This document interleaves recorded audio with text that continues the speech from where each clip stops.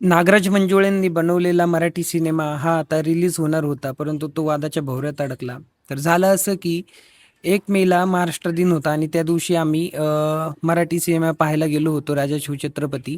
आणि तो सुरू होण्या अगोदर एक टीझर लावण्यात आला होता. तो म्हणजे खाशाबा जाधव यांच्यावरती बनवलेला, नागराज मंजुळेंनी बनवलेला सिनेमा होता. त्याचा टीझर लावण्यात आला.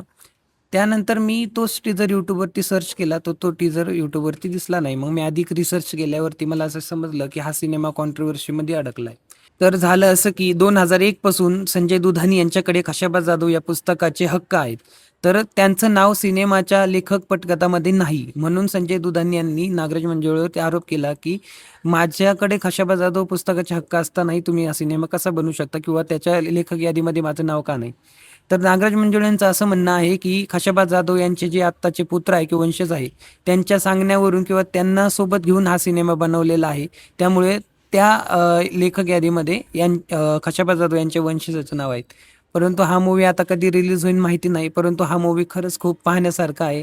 तर आता आतुरता लागलेली आहे, की कधी हा सिनेमा प्रदर्शित होईल.